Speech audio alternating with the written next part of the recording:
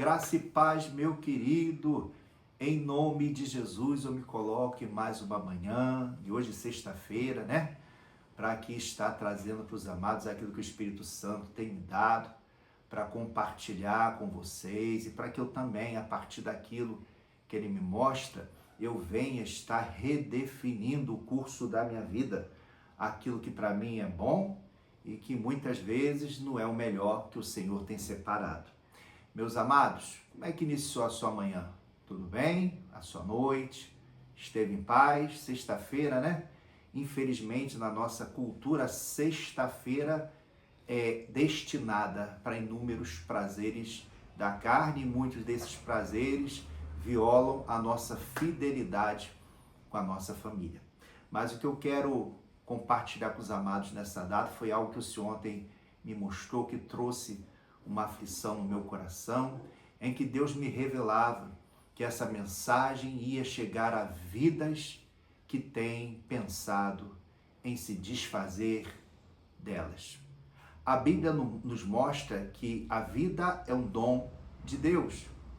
E muitas vezes, porque estamos sufocados de inúmeros sofrimentos, daquilo que nos parece que não tem saída, que não haverá um capítulo seguinte a respeito de nós, Deus manda te dizer que é Ele o Senhor da vida, que é Ele que estabelece aquilo que poderemos fazer se estivermos em sujeição a Ele. E antes de trazer a palavra que eu quero compartilhar com os amados, nessa manhã, o Espírito Santo me traz o refrão de um servo de Deus, que Deus o recolheu há alguns anos, mas que mostra a quem pertencemos. O refrão diz assim, ó: a minha vida é do Mestre, meu coração é do meu Mestre, o meu caminho é do Mestre, minha esperança é do Mestre. Você pertence a Deus. A sua vida não é propriedade das suas escolhas, não é propriedade daquilo que você intenciona fazer em favor de si mesmo ao longo de um percurso de tempo. Deus está interessado na sua vida, como você tem vivido, tudo quanto Ele tem permitido que você tenha experiência. E aqueles que têm sofrido, aqueles que estão abatidos, aqueles que se encontram numa situação que acham que não tem saída, no tal do labirinto, por mais que eu me locomova, por mais ações que eu busque ali exercer, parece que a situação só piora. E tem duas maneiras de terminarmos com a nossa vida.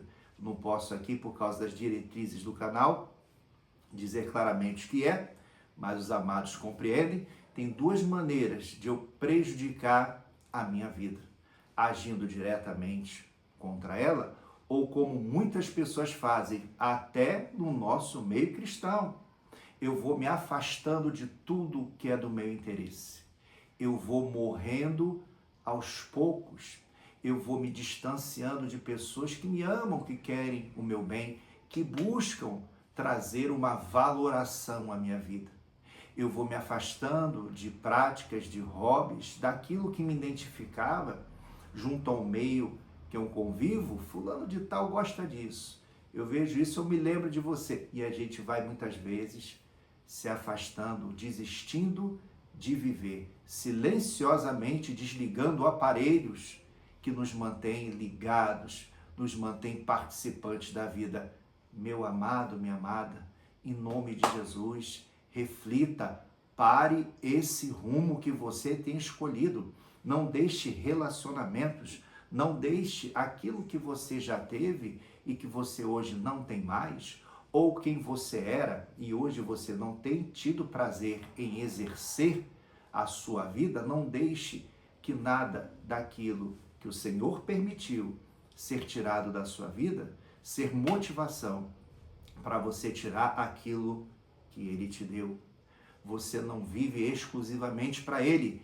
Tem pessoas que o amam, tem pessoas que têm necessidade de vê-lo, tem pessoas que têm em você a esperança daquilo que elas desejam para a vida delas. Mas como? Eu não tenho tido nem prazer, eu não tenho motivos para me sentir alegre, como é que eu vou inspirar alguém?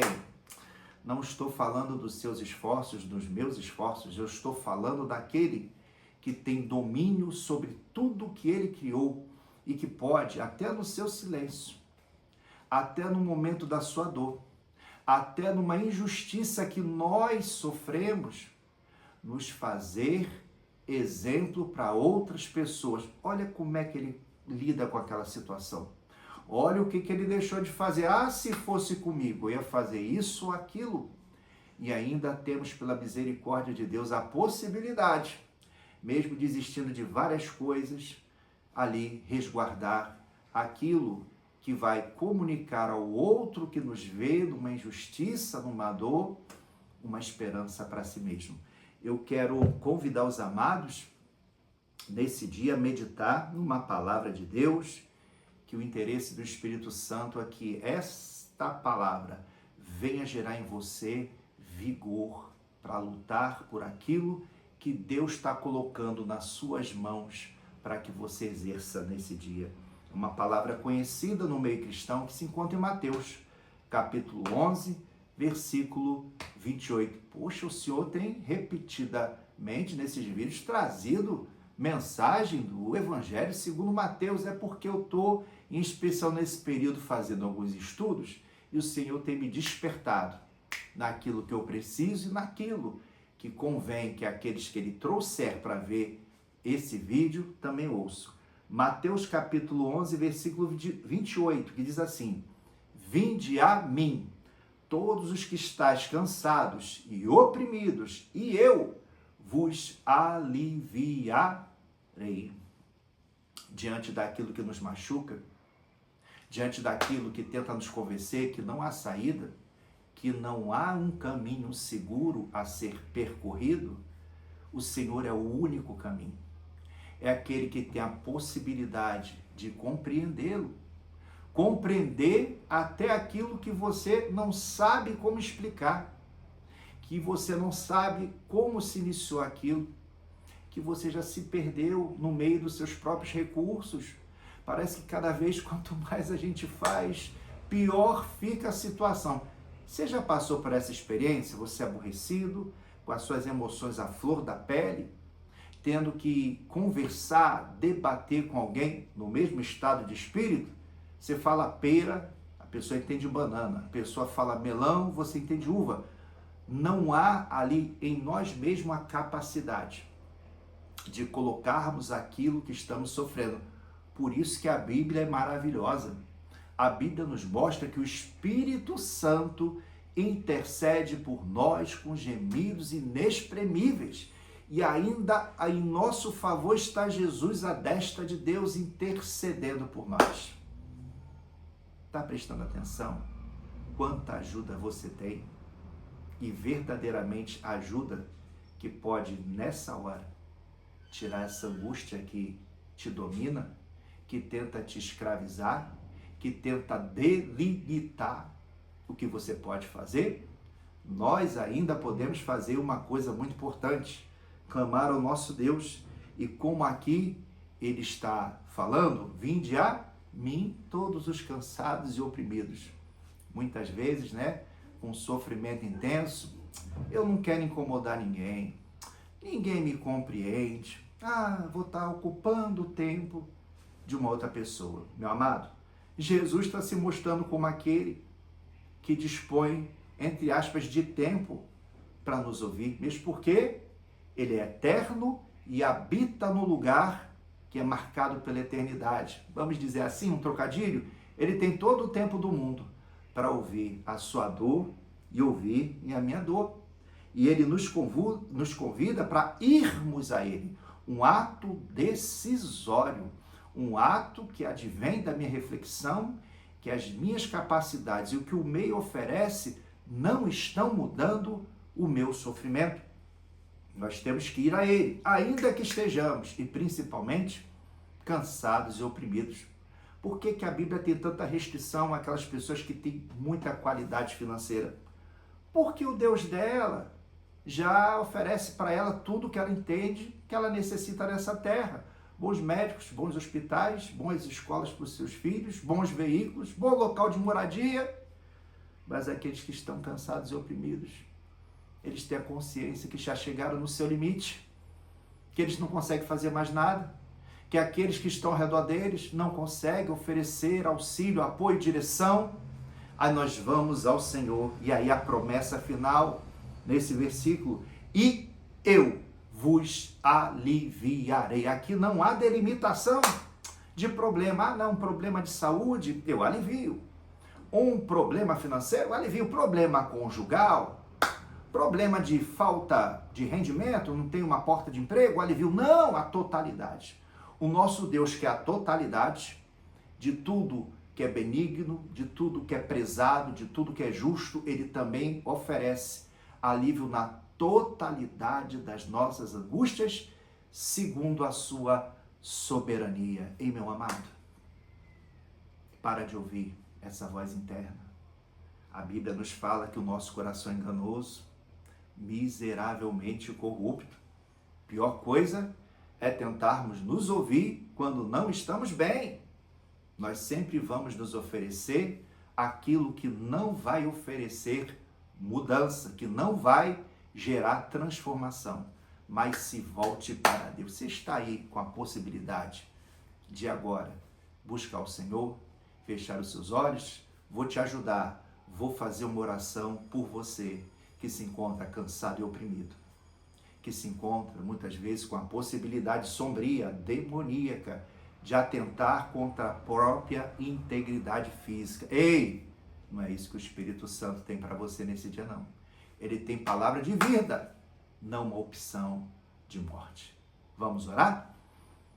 Vive o Senhor dos Exércitos, Pai querido e amado, toma, Senhor, todos aqueles que o Senhor permitir que essa palavra alcance e que elas sejam alcançadas, ó Pai, pela verdade, por aquilo que liberta, por aquilo que promove saída onde nós não vemos. Senhor, estenda, Pai querido, a vossa mão, vá ao encontro, ó Pai, desse amado, dessa amada, daqueles, ó Pai, que entendem, que compreendem que não há mais saída, que tem feito da mentira verdade. Senhor, que seja dissipado nesse dia todo engano, toda confusão na mente e no coração, ó Pai, e que eles tornem a ouvir a voz de um único pastor, a voz daquele que autodeclarou para aqueles que o ouviam: eu sou o caminho, a verdade e a vida. A vida nos interessa, Pai. De especial modo, nessa mensagem, gera desejo de vida àqueles que têm sido convencidos da possibilidade de morrer, de desistir de tudo quanto o Senhor os chamou para, nessa vida, usufruírem em Cristo. Tudo isto, Pai bendito, apresentamos diante do Senhor, suplicando a vossa misericórdia, e já agradecemos em nome de Jesus. Um dia de paz, meu querido. Reanime-se em Cristo. Ele é o único que conhece como você está e o único que tem a oferecer o que você consegue ter nesse momento. Que o Senhor o abençoe. Daqui a pouco vai estar almoçando, né? Um bom almoço, tá? Uma boa tarde, um período da tarde, um período da noite. Que Deus os abençoe, tá, meus queridos? Fiquem na paz.